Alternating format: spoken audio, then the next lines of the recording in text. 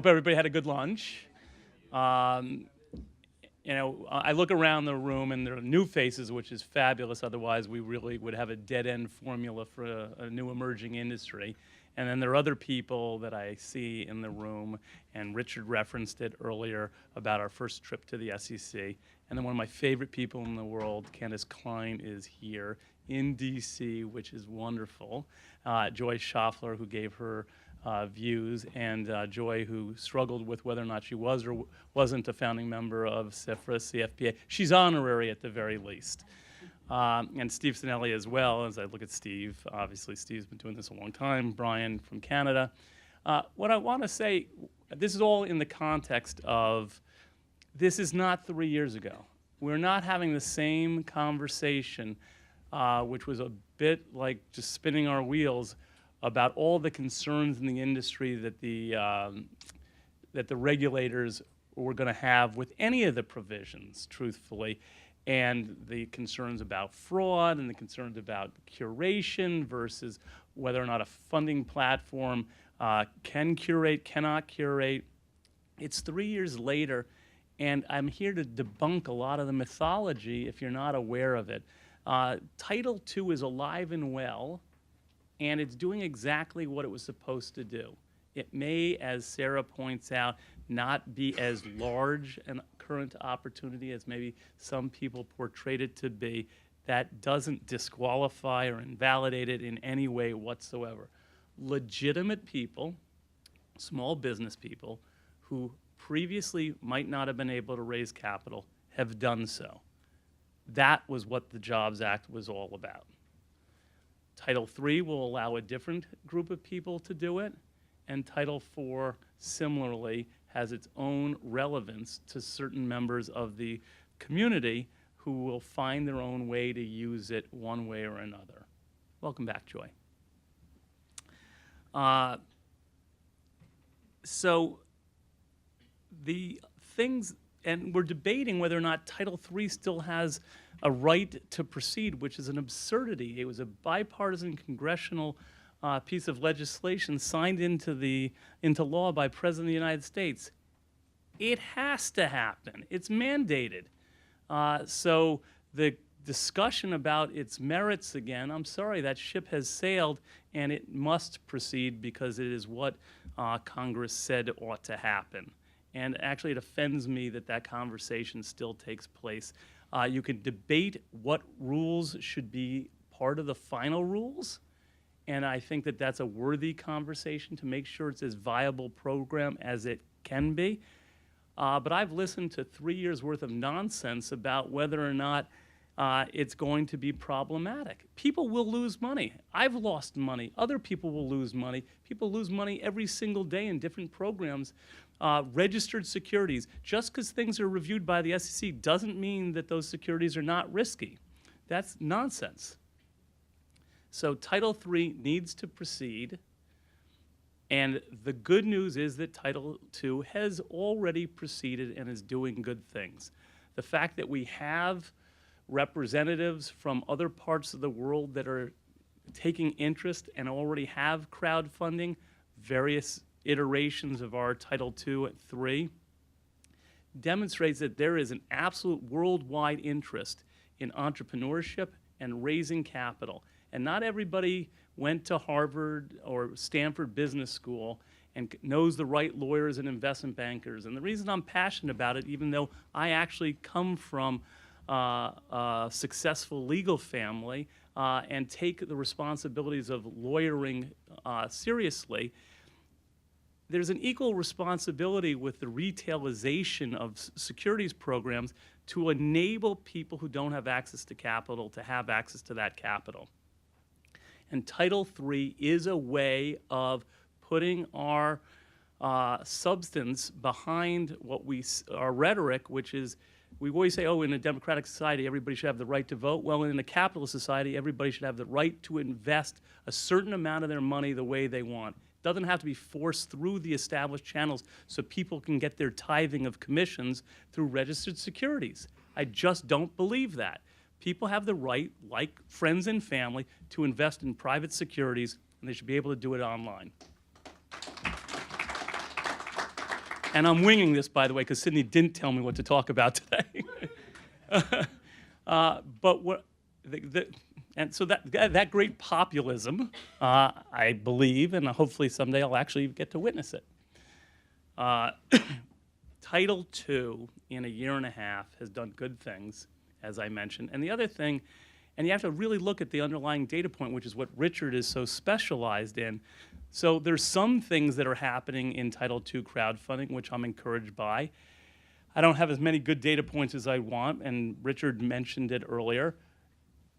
Crowdfunding is an alternative means of finance. If you can raise venture capital from the traditional Sandhill Valley venture firms, good for you. Go public through Goldman or whatever, that's great. But women have not historically been able to do it, and there is some early evidence that crowdfunding will change that paradigm. That's Title II, and it's absolutely true in non-securities-based crowdfunding, Kickstarter for sure. And that's because it's money being raised from your community of people that you know, through your contacts that you heretofore were not able to access money from. In Kickstarter, obviously, it's not the sale of securities. It could be a pre-order campaign, but it's people who believe in you as an individual and want to support you. And that's fabulous. And a derivative of our crowdfunding initiative as a law firm is we actually are very involved in the women's entrepreneurship movement as well, because we think it has a perfect nexus with crowdfunding. So that's a great thing that's come about or may come about through crowdfunding. And the other thing that's a mythology from 3 years ago, the two big mythologies besides fraud, and it's not to be respectful of the concern of fraud, but as Richard pointed out, statistically speaking, in the overall capital markets and in friends and family, and if you speak to state regulators, while it does happen, it doesn't happen nearly to the degree of, I forget what your term of art was, but it wasn't hysteria. It was a more artful term than that. We take anti-fraud seriously. The next one was, though, that it's adverse selection, as well as if the crowd is in the deal, institutions won't participate. That has not turned out to be true. There are plenty of sites online today where the crowd, the accredited crowd, participates alongside not only venture firms, but corporate strategic investors. And you can go on, Circle Up has Procter & Gamble as a partner, Our Crowd has GE Capital as a partner, and these things take time, but 3 years or 18 months into Title II, we're seeing evidences of the marketplace maturing and developing in a way that gives credibility to what we've done. The next thing is that Silicon Valley and the venture firms don't believe in crowdfunding. Well, that's not much of a shock, actually, because all established market participants want to believe that the way they do things is the only way of doing things. When we started our SPAC program years ago, which is an alternative means of finance, everybody wanted to say that the SPAC program was disreputable and only low-end providers who couldn't get money from endowments were the ones who would actually touch it. And it took a long time, and it's taken a long time, but it is a very good program now. And the highest of high-end private equity sponsors participate in that program, with the largest underwriters in the world participating as underwriters. And Brian asked me a little while ago, was I aware of the 2 Canadian SPACs that just happened in 2015, and we're U.S. counsel to both of those? So yes, but that took a long time to happen. These things do not happen overnight, but with enlightened rules and quality professionals, as well as commercial people who are dedicated to making it a good program, as Joy mentioned earlier, it will happen in an intelligent way. It's not going to happen overnight, and the reason I can tell you it's happening is here are the objective data points. In 2015, multiple crowdfunding platforms raised money from venture investors. Richard, you want to give some names, dates, monies? But at least 4 or 5 platforms have raised nearly $10 million each. And if Candace wants to share her story with you in a little while, she can. These platforms are doing good things. They're getting money from responsible, established capital markets participants. They are going to chaperone these people to make sure that this industry is doing the right thing, as well as other commercial participants and lawyers. And I am extremely encouraged by where we are overall, even though we don't have Title III. So whatever you can do to help me get Title III moving along, that would be much appreciated. Thank you very much.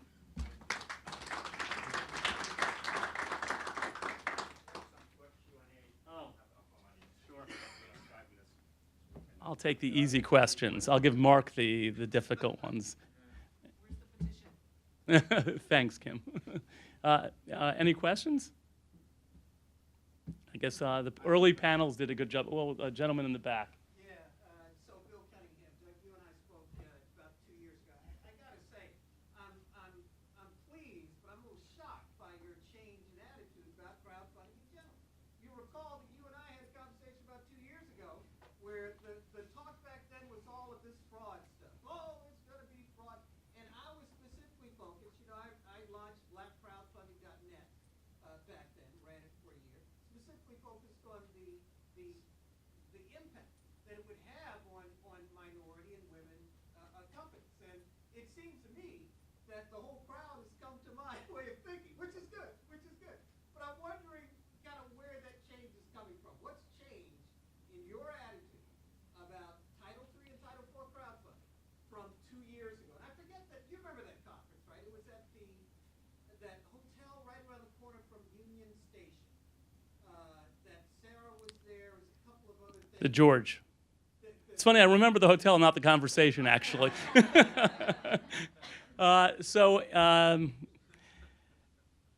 guess you must have meant Doug Elliman, not Doug Ellenoff. I find it hard to believe that that was a conversation that I participated in, because I don't think that was ever my point of view. Title II, I've always been much more concerned about suitability, because I love Title III. I think it's enlightened. I think the structure of it is comprehensive. It's got limitations, investor protection.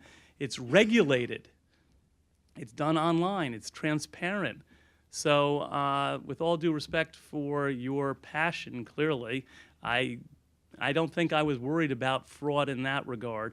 I have always been concerned that Title II, even though it's accredited investors, needs a suitability overlay, because I'm concerned about people putting too much money into liquid securities overall, not having diversification, and losing it and changing their ability to maintain their quality of living and their standard of living, and becoming a ward of the state. So I don't know if I was having a bad hair day, or if we misunderstood each other, or maybe I was at the George and you weren't. But in any case, I don't think my view on that's changed at all. And the good news, regardless, is there hasn't been any. And that's Richard's point from earlier. And for people who keep drumming that tune, it's not turned out to be true. And I can point to plenty more cases in the public securities market. Nothing against that, because I do a lot of that business as well. Where there's fraud, and then the conversation we always come back to is fraud versus failure. Losing money is not necessarily fraud. Saying you're going to spend money pursuant to a use of proceeds that you don't adhere to, and pocketing that money, is fraud. So I think there has to be a liberalization of the standard of what is fraud in smaller issuances, because just because somebody says something that may not be technically written the way I would write it in my registration statements doesn't make it fraud per se. But it's not to encourage people to use hypey sort of language, but you have to be careful as to what you're calling that, in fairness. Anybody else recall any other things that I want to take back? Doug, you're not just a fraud in crowdfunding, you're a fraud in SPACs and RDs and pipes. Thank you very much.